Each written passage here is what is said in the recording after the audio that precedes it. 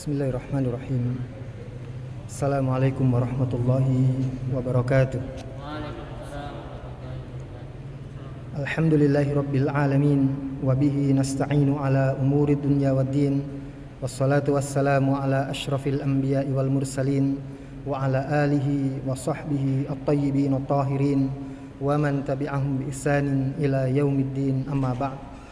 Rabbi shrah li sadri wa yassir li amri wahlul 'uqdatam min lisani yafqahu qawli. Allahumma inna nas'aluka al-huda wat-tuqa wal 'afafa wal ghina. Allahumma inna nas'aluka 'ilman nafi'a wa rizqan thayyiba wa 'amalan mutaqabbala. Allahumma 'allimna ma yanfa'una wanfa'na bima 'allamtana. Allahumma a'inna 'ala dzikrika wa syukrika wa husni ibadatik. Alhamdulillah, hadirin sekalian yang insyaallah sama-sama dimuliakan oleh Allah Subhanahu wa taala. Marilah kita sama-sama senantiasa berucap syukur kepada Allah Subhanahu wa taala yang pada kesempatan malam hari ini Allah masih memberikan limpahan nikmat-Nya kepada kita semua sehingga kita masih dijaga dan dirawat iman dan hidayah kita. Mudah-mudahan Allah Subhanahu wa taala senantiasa menjaga iman dan merawat hidayahnya buat kita semua sehingga kita nanti bertemu dengan Allah Subhanahu wa taala dalam keadaan beriman dan husnul khatimah insyaallah. Yang kedua, tak lupa kita sampaikan salawat dan salam kita kepada junjungan Nabi besar Muhammad sallallahu alaihi wasallam. Jamaah sekalian yang insyaallah sama-sama dimuliakan oleh Allah Subhanahu wa taala. Sebagaimana biasa, maka pada malam hari ini kita lanjutkan kajian tazkiyatu an-nufus atau tazkiyatu an-nafs tentang penyucian jiwa. Dan sebagaimana biasa bahwa tazkiyatu an-nafs atau penyucian jiwa ini adalah bagian penting dalam kehidupan kita sebagai seorang mukmin dalam rangka menjaga kerusakan hati. Karena ketika hati sudah rusak, maka iman pun akan enggan ada di sana. Akan mudah bagi Allah Subhanahu wa taala kalau hati kita sudah rusak, maka akan sangat mudah bagi Allah Subhanahu wa taala untuk mencabut iman dari hati kita. Nah, hadirin sekalian, insyaallah sama-sama dimuliakan oleh Allah Subhanahu wa taala. Lanjutan pada malam hari ini adalah tentang makanan-makanan yang utama bagi hati. Setelah kita kemarin membahas tentang zikir, kemudian sebaik-baik zikir adalah tilawatul Quran, membaca Al-Quran, maka berikutnya adalah tentang al-istighfar, tentang memohon ampun kepada Allah Subhanahu wa ta'ala. Hadirin sekalian, insyaallah sama-sama dimuliakan oleh Allah.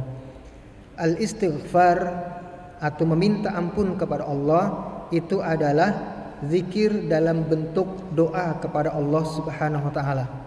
Tidak semua zikir itu adalah doa, tetapi doa itu adalah bagian dari zikir kita kepada Allah Subhanahu wa taala. Karena secara bahasa zikir itu adalah ingat. Maka ketika kita ingat kepada Allah Subhanahu wa taala, apakah kita dalam keadaan bermaksiat, naudzubillah min dzalik, ataukah kita selesai melakukan maksiat, ataukah kita sedang tidak berbuat maksiat pun, maka zikir kita itu bisa berupa berdoa kepada Allah Subhanahu wa taala agar senantiasa memberikan ampunan kepada kita semua. Nah, maka nanti akan dibahas bahwa kenapa dalam keadaan kita tidak berbuat dosa sekalipun, maka kemudian kita masih dianjurkan, diperintahkan untuk melakukan istighfar, meminta ampun kepada Allah Subhanahu wa taala. Karena pada dasarnya ada beberapa kesalahan kita yang kita lakukan sedang kita tidak sadar, sedang kita tidak menyadarinya. Oleh karena itulah maka dosa itu lewat begitu saja dan kita sudah lupa. Bahkan boleh jadi tidak tahu karena jahilnya kita, tidak ada ilmu dalam hati kita sehingga kemudian kita melakukan dosa sedang hati kita tidak tahu. Oleh karena itulah maka kemudian Allah Subhanahu wa taala memberikan perintah kepada kita agar senantiasa beristighfar, meskipun boleh jadi saat itu ketika kita beristighfar tidak dalam melakukan dosa. Kenapa? Karena boleh jadi istighfar kita saat itu adalah buat dosa-dosa yang telah lewat, yang telah kita lakukan, dan boleh jadi adalah dari dosa-dosa yang kita lakukan sedang kita tidak tahu bahwa itu dulu adalah dosa. Nah, hadirin sekalian, insyaallah sama-sama dimuliakan oleh Allah. Istighfar ini erat kaitannya dengan bentuk kasih sayangnya Allah kepada kita. Jadi kasih sayang Allah itu sangat luas sekali. Sebagaimana dalam sebuah hadis riwayat Imam Muslim, Rasulullah sallallahu alaihi wasallam pernah mengatakan yang artinya bahwa Allah itu memiliki 100 bagian rahmah atau kasih sayang. Allah memiliki 100 bagian. Yang 100-100-nya itu diperuntukkan kepada makhluk yang diciptakan oleh Allah Subhanahu wa taala. Siapa saja, apakah makhluk berupa manusia, jin, bahkan setan sekalipun. Karena ketika setan diberikan hidup, maka hidupnya itu adalah rezeki dari Allah Subhanahu wa taala gitu. Nah, 100 bagian ini kemudian Allah Subhanahu wa taala membagi dua. Ada 1 bagian dan 99 bagian. Dibagi dua. Yang 1 bagian itu diberi, yang 99 bagian itu Allah simpan buat ahli surga nanti di surganya.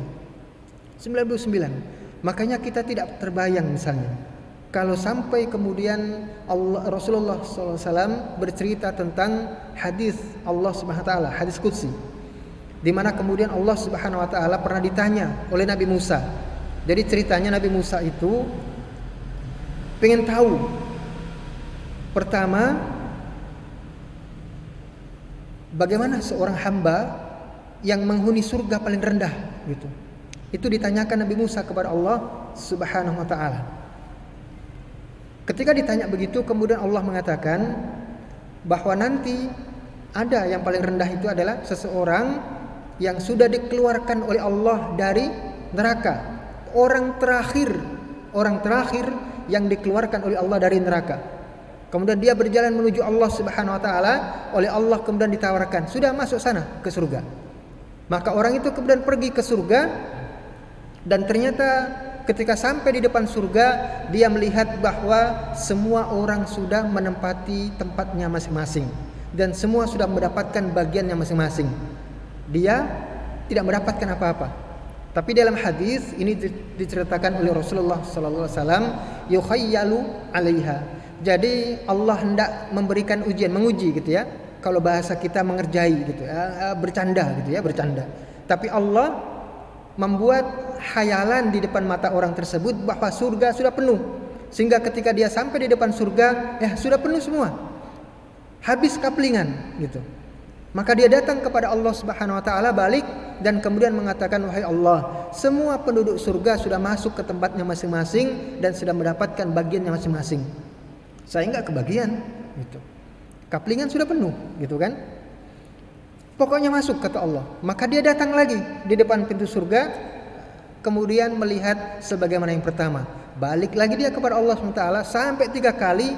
Maka kemudian Allah katakan, "Apakah kamu mau saya kasih balasan satu kerajaan dunia dan seisinya?" Di dalam riwayat yang lain mengatakan 1 dunia dan seisinya. Maka dia langsung mengatakan, "Rodi itu, aku ridho wahai Allah." Ya gimana enggak ridho? Dia udah selesai merasakan apa yang dirasakan di neraka. Maka dia langsung mengatakan, "Rodi itu, aku ridho wahai Allah." Gitu. Kemudian kata Allah Subhanahu wa taala, "Mau enggak kalau kemudian aku lipatkan menjadi 10 kali lipat kerajaan dunia dan seisinya, atau dunia dan seisinya, 10 bagian, 10 kali lipat?" Maka dia mengatakan, "Rodi itu." Udah selesai begitu. Kemudian Nabi Musa penasaran, kalau orang yang paling rendah saja di surga itu adalah mendapatkan 10 kali lipat kerajaan dunia dan seisinya, atau 10 bagian dunia dan seisinya, lalu bagaimana yang paling tinggi gitu kan? Yang paling tinggi bagaimana? Maka kemudian beliau bertanya kepada Allah, "Wahai Allah, itu yang paling rendah. Kalau yang paling tinggi bagaimana?" gitu. Pengen tahu juga Nabi Musa. Maka dijawab oleh Allah Subhanahu wa taala, "Aku persiapkan buat mereka semua, yaitu orang-orang yang nanti menghuni surga paling tinggi, Al-Firdaus." Maka kata Allah Subhanahu wa taala, "Aku persiapkan bagi mereka semua sesuatu yang belum pernah dilihat oleh mata, belum pernah terdengar oleh telinga, dan belum pernah terpikir dalam hati manusia." Jadi sudah nggak kira-kira. Kita bayangkan satu kerajaan dunia saja, Masya Allah Pak ya, nggak kira-kira indahnya bagaimana. Ini kemudian kata Allah sendiri tidak pernah terpikir oleh hati kita. Jadi kalau kita maksa gitu ya, maksa menggambarkan suatu keindahan surga, maka itu nggak ada apa-apanya karena tidak bisa dipikirkan. Nah, maka kemudian orang yang terakhir itu yang masuk neraka kemudian diangkat oleh Allah Subhanahu wa taala, maka itu adalah orang yang akhirnya menghuni surga. Dan dalam kaitannya dengan istighfar ini, bahwa salah satu bagian rahmat Allah Subhanahu wa taala itu nanti bagi penduduk surga itu bertingkat juga. 99 bagian itu.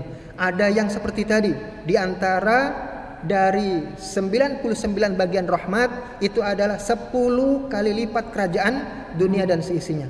Berarti yang lainnya gak kebayang. Nah, satu bagian rahmat itu kata Rasulullah SAW diturunkan oleh Allah Subhanahu wa taala kepada penduduk alam semesta. Penduduk alam semesta. Orang mukmin dapat bagian rahmatnya dari satu bagian itu.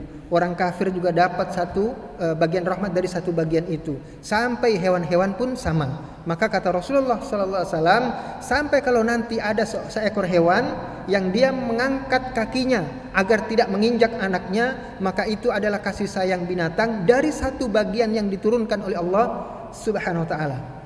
Nah, maka di antara bentuk rahmatnya Allah Subhanahu wa taala itu adalah dibukakan pintu ampunan buat hambanya. Kenapa? Rasulullah sallallahu alaihi wasallam pernah mengatakan dalam hadisnya, kullu bani Adam khata, bahwa setiap anak cucu Adam itu adalah tukang berbuat dosa. Wa khairul khatta'ina at-tawwabun, dan sebaik-baik tukang berbuat salah adalah tukang taubat. Kita nggak kebayang kalau kemudian kita bisa melakukan maksiat tapi tidak bisa dihapus maksiat kita, dosa kita, nggak kebayang. Oleh karena itulah maka karena kita ini diberikan ujian oleh Allah Subhanahu wa taala, liyabluwakum ayyukum ahsanu amala, siapa di antara kita yang paling baik amalnya, maka kemudian Allah turunkan bagian rahmatnya itu berupa istighfar. Jadi pintu taubat atau pintu maghfirah itu memang dibuka oleh Allah Subhanahu wa taala sebagai bagian kasih sayang Allah Subhanahu wa taala kepada kita. Karena kalau kita dibiarkan melakukan maksiat tanpa bisa menghapusnya, naudzubillah min dzalik, siapapun pasti akan masuk neraka, gitu kan? Siapapun pasti akan masuk neraka, tak terkecuali, gitu ya. Kecuali yang sebagaimana Rasulullah SAW yang memang dilindungi oleh Allah Subhanahu wa taala, dijaga ala suratim mustaqim, selalu berada di jalan yang lurus, tidak pernah menyimpang, tidak pernah berbuat salah, dosa, maksiat dan sebagainya. Tapi kalau kita tidak, andaikan Allah tidak buka pintu rahmatnya berupa maghfirah, maka kita tidak akan bisa masuk surga. Karena setiap kita berbuat salah gak akan diampunkan oleh Allah Subhanahu wa taala. Nah, maka hadirin sekalian insyaallah sama-sama dimuliakan oleh Allah Subhanahu wa taala. Maka istighfar ini masuk dalam babul zikri, masuk dalam bab zikir kita kepada Allah, tetapi bentuk zikirnya adalah berdoa agar Allah memberikan ampunan atas dosa kita. Nah, hadirin sekalian insyaallah sama-sama dimuliakan oleh Allah Subhanahu wa taala. Kita baca satu persatu beberapa nasihat dari para ulama kita, yang mana di antara nasihat-nasihat mereka mengutip dari beberapa hadis Rasulullah sallallahu alaihi wasallam, juga beberapa ayat Al-Qur'an, dan juga ada beberapa ungkapan dari sahabat-sahabat Nabi Muhammad sallallahu alaihi wasallam. Yang pertama, bahwa dijelaskan oleh para ulama, al-istighfaru huwa talabul maghfirah, bahwa istighfar itu adalah meminta ampunan kepada Allah Subhanahu wa taala. Wal maghfiratu hiya wiqayatu syarridz dzunub ma'a satriha. Sedangkan yang dimaksud dengan maghfirah atau ampunan itu adalah terjaganya kita dari keburukan dosa dan juga dihapusnya dosa kita. Jadi ketika kita meminta ampunan kepada Allah, maka itu adalah kita meminta kepada Allah berupa penjagaan. berupa penjagaan dari melakukan kemaksiatan atau dosa, dan juga sekalian kalaupun sudah melakukan dosa, maka dosa itu ditutup oleh Allah Subhanahu wa taala. Makanya tadi saya sampaikan bahwa orang ketika meminta ampun kepada Allah tidak harus pada saat dia melakukan maksiat kemudian ingat kepada Allah, kemudian dia istighfar kepada Allah, atau selesai dia melakukan maksiat. Tetapi kemudian meminta ampun kepada Allah itu dia lakukan di mana saja meskipun tidak sedang melakukan maksiat atau meskipun tidak sedang ingat dengan dosa-dosa masa lalunya. Pokoknya istighfar saja kepada Allah. Kenapa? Karena makna ampunan itu salah satunya adalah wiqayati syarridz dzunub. Al-wiqayatu min syarridz dzunub, yaitu penjagaan dari Allah dari perbuatan atau dari buruknya dosa-dosa. Jadi ketika kita minta ampun kepada Allah, maka satu yang kita dapat atau satu yang kita minta kepada Allah adalah agar kita dijaga dari melakukan dosa. Ketika kita sudah naudzubillah min dzalik sudah melakukan dosa, maka ketika kita istighfar itu maknanya adalah agar dosa-dosa kita ditutup oleh Allah Subhanahu wa taala, tidak lagi diobral, tidak lagi dituntut oleh Allah Subhanahu wa taala. Nah, kemudian wa qad katsura dzikrul istighfari fil Qur'an, dan telah banyak penyebutan istighfar ini atau ungkapan tentang penyebutan istighfar di dalam Al-Qur'an. Fataratan yu'maru bih, kadangkala ungkapannya itu berupa perintah agar kita beristighfar kepada Allah Subhanahu wa taala. Fa qaulihi subhanahu wa ta'ala wastaghfirullaha innallaha ghafurur rahim, sebagaimana perintah itu ada dalam ayat, dan mintalah ampun kepada Allah, sesungguhnya Allah itu Maha Pengampun dan Maha Kasih Sayang. Nah, ini salah satu tanda bahwa kenapa Allah Subhanahu wa taala sering menggandeng namanya Ghafur dan nama yang lain adalah Rahim. Ghafurun Rahimun. Kenapa kadang sering kali Allah menggandeng dua nama itu? Padahal sebenarnya cukup kan, innahu ghafurun itu sudah cukup.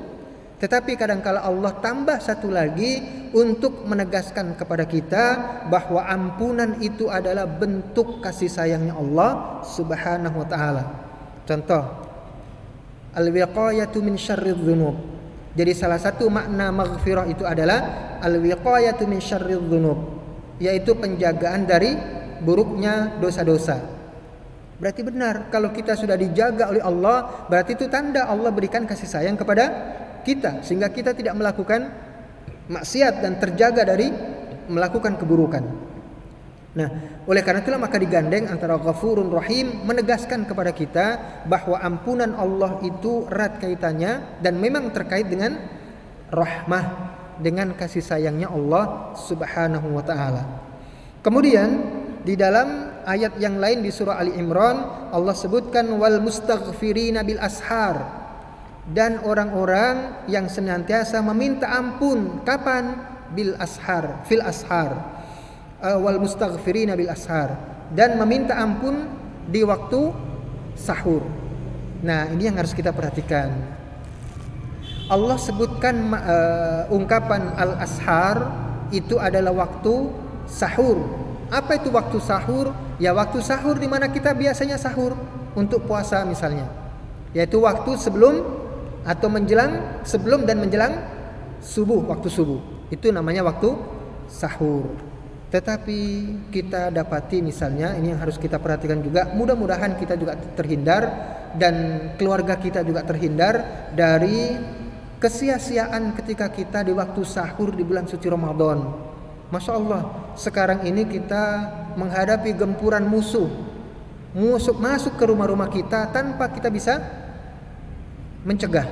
Karena kita juga membuka itu ya, membuka pintu agar kemudian musuh itu masuk ke dalam rumah kita, yaitu pintu TV, media massa gitu. Kita Masya Allah sampai mulai tidak tahu ya, mulai tahun berapa gitu, acara-acara sahur itu kemudian diisi dengan lawak itu ya, diisi dengan lawak. Jadi kadang-kala makan sahur yang sebenarnya itu adalah makanan barokah gitu ya, apa ya? Makanan barokah kata Rasulullah SAW. Karena dalam satu hadis kan dikatakan begitu, bahwa umatku ini senantiasa dalam barokah dari Allah Subhanahu wa taala ketika mereka sahur gitu. Ketika mereka sahur. Nah, maka di waktu itu Masya Allah kita lihat beberapa acara televisi dan sebagainya, di waktu sahur itu berisi dengan lawakan-lawakan dan sebagainya. Dan seringnya memang lawak, meskipun dikemas, meskipun ada sedikit tausiah, nasihat dan sebagainya, tapi tidak lepas dari lawakan, kesia-siaan sebagainya. Sehingga kita lupa, kita sedang makan sahur, makan penuh barokah buat Ramadan, tapi kemudian hati kita, pikiran kita tidak pada kekhusyuan kita sahur. Nah, di antara waktu sahur itu ada disampaikan oleh Allah Subhanahu wa taala untuk melakukan istighfar, dan ini kata para ulama tafsir itu bukti dan tanda bahwa waktu sahur itu adalah salah satu waktu mustajab untuk meminta ampun kepada Allah Subhanahu wa taala. Makanya di sini Allah sampaikan wal mustaghfirina bil ashar, dan orang-orang yang senantiasa istighfar kepada Allah bil ashar pada waktu sahur. Nah, waktu sahur kita perhatikan betul agar kita tidak menyia-nyiakannya. Waktu sahur menjelang subuh ternyata itu adalah waktu di mana Allah buka sebagai waktu yang mustajab. Kemudian kita lanjutkan. Wa taratan yadhkur anna Allah yaghfiru liman istaghfarahu ka qoulihi ta'ala wa may ya'mal su'an aw yadlim nafsahu thumma yastaghfirillaha yajidillaha ghafuran rahima. Jadi kadangkala juga ungkapan meminta ampun kepada Allah itu dengan cara Allah menyebut dirinya mengampuni siapa saja yang meminta ampun. Berarti kadangkala Allah memberikan ampunan itu tidak diminta. Itu maksudnya. Kadang Allah sebutkan bahwa Allah memberikan ampunan kepada orang yang meminta ampun. Tetapi kadangkala juga Allah menyebutkan bahwa ampunan itu akan didapat bagi orang yang tidak meminta ampun sekalipun. Di mana itu? Di dalam surah Ali Imran mulai ayat 133 dan 134. Nah, di dalam ayat ini Allah sampaikan kepada kita wa man ya'mal su'an, dan barang siapa yang mengerjakan perbuatan yang buruk au yadlim nafsahu, atau dia zalim kepada dirinya sendiri. Ada enggak orang zalim kepada dirinya sendiri? Ya ada. Tidak sholat itu zalim kepada dirinya gitu. Kenapa? Karena tidak terkait dengan orang lain. Ketika kita tidak sholat misalnya, auzubillah min dzalik, orang lain tidak merasa apa-apa dengan kezaliman kita, tetapi justru kita menzalimi diri kita sendiri. Kenapa? Karena nanti ada balasan dosa dari Allah Subhanahu wa taala. Au yadlim nafsahu thumma yastaghfirillah, kemudian dia meminta ampun kepada Allah Subhanahu wa taala, maka dia akan dapati bahwa Allah itu Ghafuran Rahimah. Allah itu adalah zat yang maha pengampun dan maha menyayangi. Jadi artinya di sini Allah sebutkan summa yastaghfirillah, gitu ya. Summa yastaghfirillah, kemudian dia meminta ampun kepada Allah. Berarti kadangkala ada orang itu diberikan ampunan oleh Allah tanpa dia meminta ampun. Bagaimana caranya? Caranya di surah Ali Imran ayat 133 dan 134 itu, di mana Allah sebutkan wasari'u ila maghfiratin min rabbikum wa jannatin 'arduhas samawati wal ard u'iddat lil muttaqin, dan bersegeralah kalian menuju ampunan. Nah, berarti itu bukan perintah beristighfarlah kalian, bukan begitu. Tetapi Allah kasih tahu kepada kita bersegeralah kalian mendapatkan ampunan. Berarti mendapatkan ampunan ya boleh jadi caranya dengan meminta ampun, atau caranya dengan yang lain, tidak meminta ampun. Ini salah satu tanda kasih sayang Allah yang lain, di mana kemudian Allah berikan kepada kita ampunannya itu tanpa kita meminta ampun. Karena apa? Boleh jadi kita lupa, iya kan? Siapa di antara kita menjamin bahwa ketika dia berbuat maksiat kemudian dia tahu bahwa itu maksiat? Siapa yang menjamin begitu? Kadangkala ada di antara kita, naudzubillah min dzalik, kemudian melakukan maksiat tanpa dirinya tahu bahwa itu adalah maksiat. Satu. Yang kedua, siapa yang menjamin bahwa diri kita tidak pernah berbuat maksiat? Enggak ada yang menjamin. Karena suatu saat pasti kita juga jatuh dalam perbuatan maksiat gitu. Seperti tadi Rasulullah sallallahu alaihi wasallam sampaikan, kullu bani Adam khata. Setiap anak cucu Adam itu tukang berbuat salah. Berarti ya wajar kalau kemudian kita jatuh dalam perbuatan maksiat. Kemudian yang ketiga, siapa yang menjamin di antara kita ketika sudah melakukan maksiat kemudian dia langsung minta ampun kepada Allah? Karena boleh jadi lupa, gitu kan? Boleh jadi lupa. Yang keempat, siapa di antara kita menjamin bahwa ketika dia melakukan maksiat kemudian meminta ampun kepada Allah, lalu pasti Allah mengampuni? Nggak ada jaminan sama sekali. Oleh karena itulah maka kemudian Allah masih buka pintu rahmat buat kita semua melalui perbuatan-perbuatan yang menjamin kita mendapatkan ampunan dari Allah Subhanahu wa taala. Makanya Allah sampaikan dalam ayat yang tadi, dan bersegeralah kalian semua menuju ampunan Allah. Artinya menuju untuk mendapatkan ampunan dari Allah Subhanahu wa taala dan juga mendapatkan surganya. Karena sudah pasti orang yang ketika sudah diampunkan oleh Allah Subhanahu wa taala, ya berarti dia layak untuk masuk surga. Uiddat lil muttaqin, di mana semua itu dipersiapkan oleh Allah, disediakan surga itu bagi orang-orang yang bertakwa. Apa kata Allah selanjutnya? Alladzina yunfiquna fis sarra'i wad dharra. Orang akan mendapatkan ampunan tanpa meminta ampun, akan mendapatkan surga juga tanpa meminta ketika dia melaksanakan yang pertama, alladzina yunfiquna fis sarra' wad dharra, yaitu orang-orang yang senantiasa bersedekah, memberi nafkah atau berinfak dalam keadaan lapang maupun dalam keadaan sempit. Jadi itu salah satu pintu maghfirah kita. Tetapi juga jangan sampai kemudian seperti yang tadi, bahwa ketika kita sudah beristighfar kepada Allah maka kemudian dosa kita pasti diampuni. Jangan sampai juga kita berkeyakinan begitu. Sebagaimana kebalikannya, kalau kita sudah bersedekah setiap saat, saya sudah bersedekah setiap saat, di waktu lapang saya, di waktu sempit saya, pasti Allah kasih saya ampunan.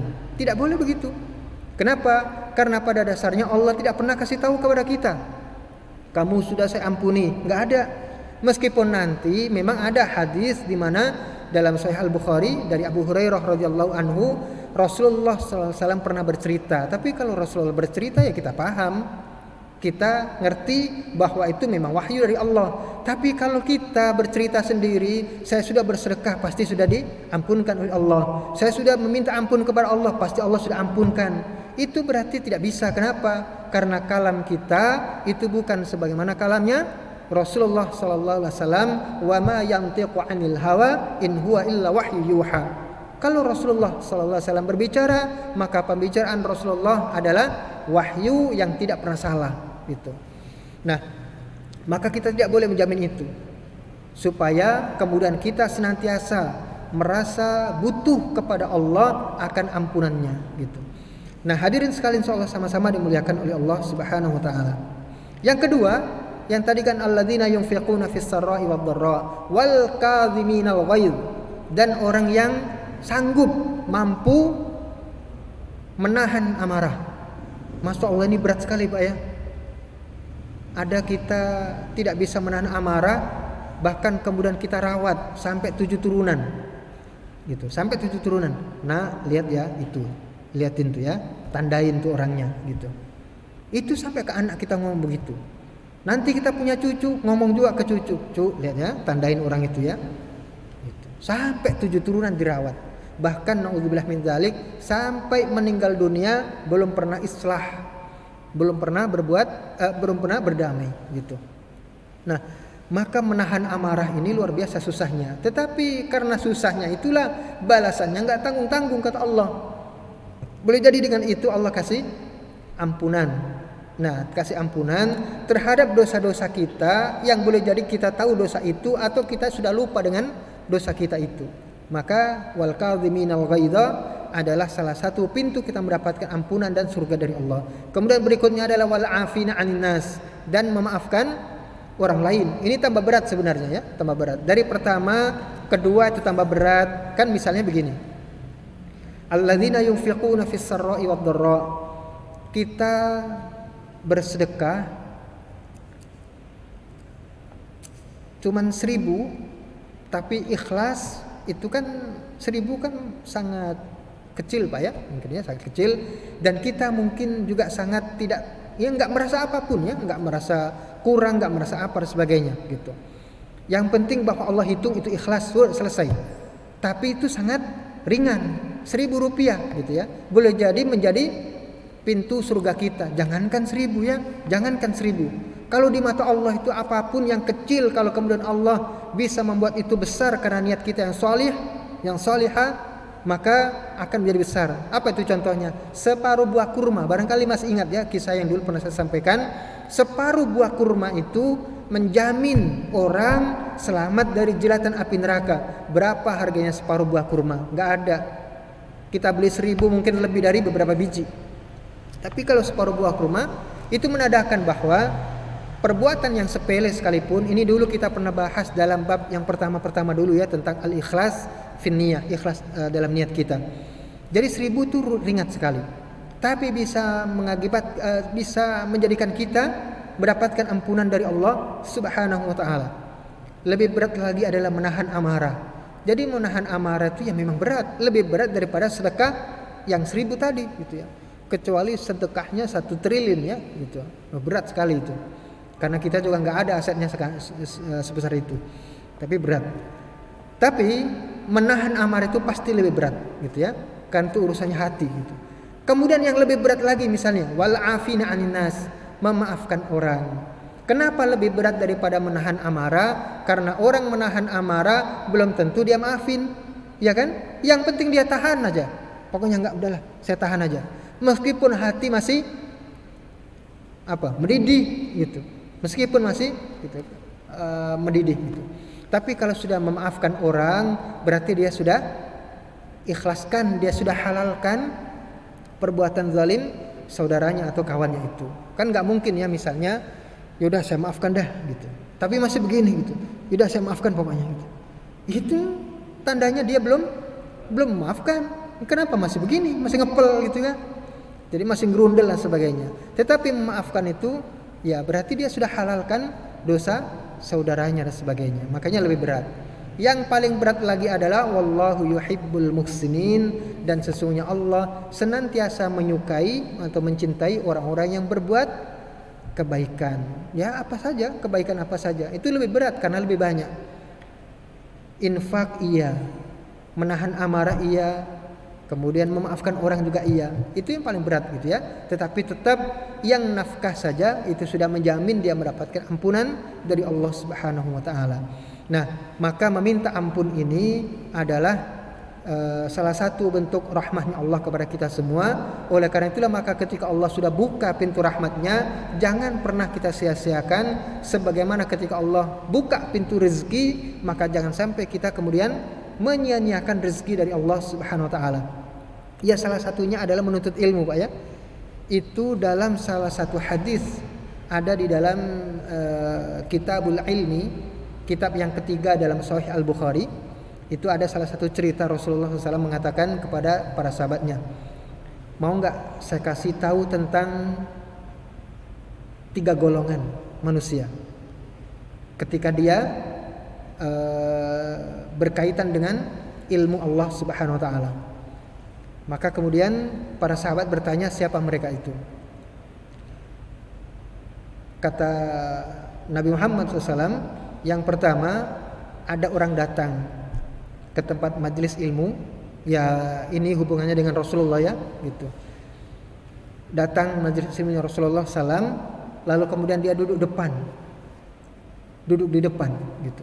Tapi ini nanti bukan menyindir Pak ya gitu. Memang ini kata para ulama salah satu adab kita menuntut ilmu gitu. Nah, maka kemudian Rasulullah SAW menyampaikan, lalu dia duduk di depan.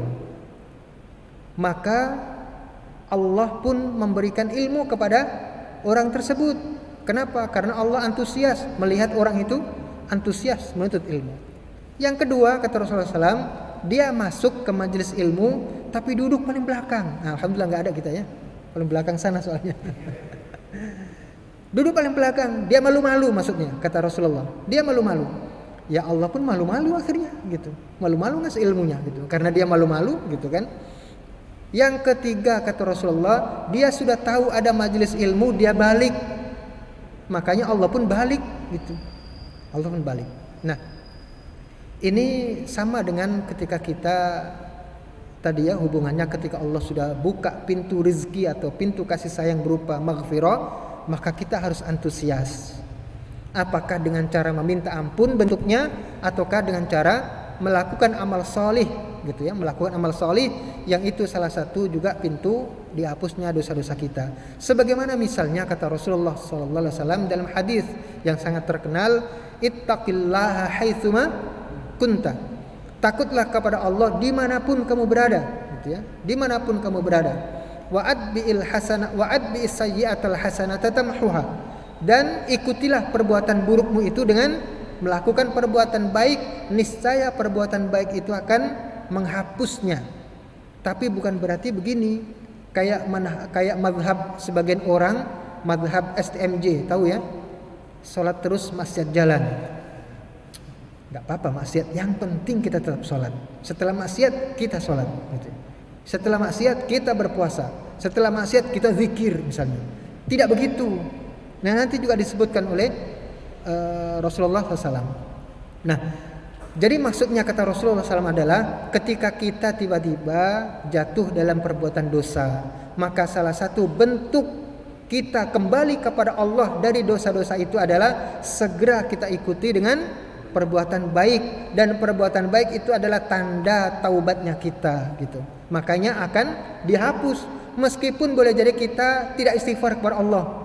Misalnya kita tahu ya Allah habis berbuat salah, sebelum istighfar dia sholat gitu.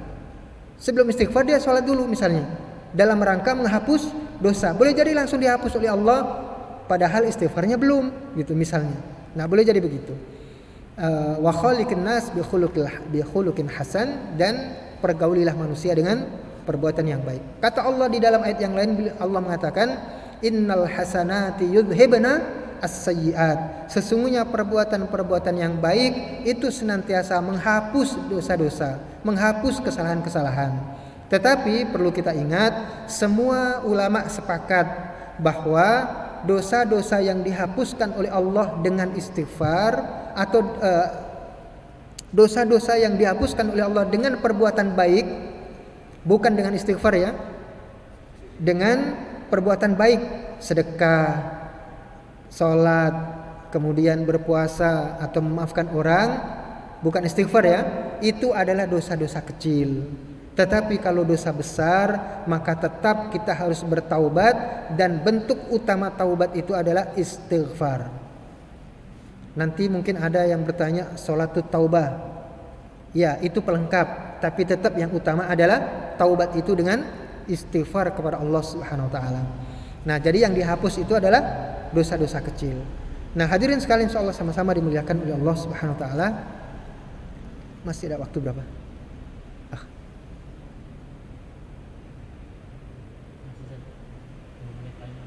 Masih ada, ya. Ya, kita lanjutkan sebentar. Kemudian wa katsiran ma yaqrunu al-istighfar bi dzikrit taubah, atau wa katsiran ma yuqarrinu al-istighfaru bi dzikri at-taubah. Dan kadangkala banyak disebutkan ada digandengkan antara istighfar itu dengan taubat. Kenapa? Karena memang taubat itu bentuk yang paling utamanya adalah meminta ampun kepada Allah Subhanahu wa taala. Fa yakunul istighfaru hina idzin ibaratan an talabil maghfirati bil lisan. Jadi saat disandingkan dengan taubat, istighfar digandengkan dengan taubat, maka istighfar di situ adalah ibarah an talabil maghfirah bil lisan, adalah ungkapan lisan ketika kita meminta ampun. Oleh karena itulah maka tadi saya sebutkan barangkali ada sholat taubat misalnya. Jadi taubat dengan cara sholat itu adalah taubatnya yang dibuktikan oleh anggota badan kita. Bagaimana kalau lisan kita? Maka lisan kita adalah tolabu al-maghfirah atau al-istighfar, meminta ampun kepada Allah Subhanahu wa taala. Nah, hadirin sekalian, insyaallah sama-sama dimuliakan oleh Allah Subhanahu wa taala. Ada beberapa ulama Salah satunya adalah Imam Al-Hasan Al-Basri rahimahullahu taala, seorang tabi'in dari Basrah, dari Irak. Beliau mengatakan kepada orang-orang, aksiru al-istighfar. Perbanyaklah kalian melakukan istighfar di beberapa tempat atau di beberapa keadaan. Yang pertama, fi buyutikum, di dalam jalan-jalan kalian atau di jalan-jalan kalian, di rumah-rumah kalian. Jadi di rumah kalian juga harus banyak menyebut istighfar kepada Allah. Kenapa? Di rumah itu juga kadangkala banyak yang memicu kita berbuat salah. Ya kita kalau sudah berkeluarga Pak ya, ada aja masalah dengan istri, dengan anak, mungkin dengan orang tua, mungkin dengan mertua, dengan saudara ipar, saudara sendiri dan sebagainya. Ada banyak masalah dalam rumah kita. Makanya kemudian sangat berpotensi untuk kita jatuh dalam perbuatan maksiat. Makanya banyaklah kita istighfar juga di rumah kita. Dan juga Masya Allah Pak ya, istighfar itu kadangkala membuat suasana itu penuh dengan kasih sayang Allah. Sehingga kalau tempat kita, entah hati kita atau diri kita, tempat kita dan sebagainya penuh dengan istighfar kepada Allah Subhanahu wa taala, maka akan sedikit mensolehkan gitu ya, sedikit membuat kebaikan di dalam tempat atau hal tersebut gitu. Itu yang pertama adalah fi buyutikum. Yang kedua, wa fi aswaqikum, dan di pasar-pasar kalian. Di pasar itu ya memang tempat Masya Allah siapapun ngumpul. Pedagang yang tidak baik pun ada di sana. Penjual yang pembeli yang tidak baik pun kumpul di sana. Bahkan yang nggak beli, yang nggak jualan juga ngumpul di sana. Siapa? Preman, iya kan? Dagang enggak, beli juga enggak, gitu ya. Malak iya, gitu. Kita yang dipalak, kadang dia sudah berdosa, malakin kita, misalnya. Kita kan sudah dipalak juga, akhirnya misu-misu Pak ya. Bukan istighfar yang kita lantunkan, malah apa saja, entah itu bahasa binatang, bahasa apa dan sebagainya. Makanya di pasar itu terkumpulnya banyak yang begitu, sehingga kita, kata Hasan Al-Basri, hendaknya banyak melakukan istighfar. Kemudian wa fi turuqikum, dan di jalan-jalan kalian. Masya Allah di jalan juga, di jalan banyak aurat Pak ya. Kita kadang-kala tidak pakai nawaitu dari rumah. Nawaitu melihat aurat itu enggak insya Allah ya di antara kita. Tapi kalau sudah di jalan bagaimana? Kadangkala lewat aja itu nawaitunya kita. Depan apa itu namanya Pak di sini nih? Kalau masalah anak-anak sekarang, anak-anak perempuan sekarang itu pakai baju ketat sehingga nunduk dikit. Apa itu di sini apa namanya sih? Pinggang ya, pinggang belakang gitu ya. Maka depan kita. Kalau kita naik motor, naik kendaraan, belakang pun kelihatan dari kita, ada spion gitu. Samping kanan, samping kiri, semua nggak bisa kita hindari gitu. Bahkan kan Masya Allah ya, di rumah kita juga sama begitu. Judulnya kita sedang menyimak acara tausiah, kajian. Iklannya Rexona, ketek gitu. Iklannya sampo, iklannya sabun. Jadi nggak bisa menghindar akhirnya kita gitu ya. Nah maka Masya Allah, di jalan-jalan itu kata Imam Hasan Al-Basri, hendaklah kita banyak melakukan istighfar. Kemudian wafi majalisikum, dan di tempat majlis kalian sama. Di tempat majlis itu yang meskipun itu adalah majlisul ta'lim, majlisul ilmi, majlisul zikri dan sebagainya, boleh jadi orang masih bisa melakukan maksiat. Jangankan di majlis ilmu, di tempat haram sekalipun Pak ya. Copet ada nggak Pak? Biasanya orang haji banyak cerita tentang copet gitu. Lagi enak-enak nunduk mencium hajar aswad, hilang semuanya gitu. Hilang semuanya. Kenapa? Karena banyak copet juga gitu. Jadi di tempat haram sekalipun maka orang masih bisa melakukan maksiat gitu. Kemudian wafi mawaidikum, dan di meja makan kalian. Yang namanya makan, kadangkala lidah kita ini tidak selera. Ya suatu saat mungkin yang kita makan ya sedang tidak sesuai dengan selera kita. Sayur asem banget gitu. Kopi pahit banget. Jadi kadangkala kita misu gara-gara itu gitu ya. Nah padahal Rasulullah SAW melarang kita mencaci makanan. Kalau suka makan, kalau nggak suka nggak usah dicela, tinggalkan saja, tidak usah dimakan gitu. Nah, seringkali kita terpicu buat itu ya, di meja makan itu. Nah, Masya Allah. Atau kadang-kala gini yang sering terjadi juga, kita prasmanan atau kita sedang menghadiri jamuan makan yang jadi satu gitu Pak ya. Pas di bagian kita nggak enak, kita ngeliatin yang di seberang sana, Masya Allah ayam goreng, ayam apa, di sini tempe doang gitu.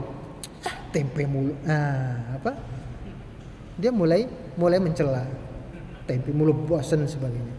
Nah, makanya di tempat itu pun kita disuruh untuk banyak istighfar, karena setan itu Masya Allah di mana saja dia mengganggu kita, di mana saja, agar kita jatuh dalam perbuatan maksiat.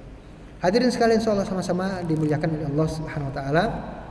Barangkali akan kita lanjutkan dalam pertemuan yang akan datang, di mana kemudian kita pada pertemuan yang akan datang akan membahas lebih lanjut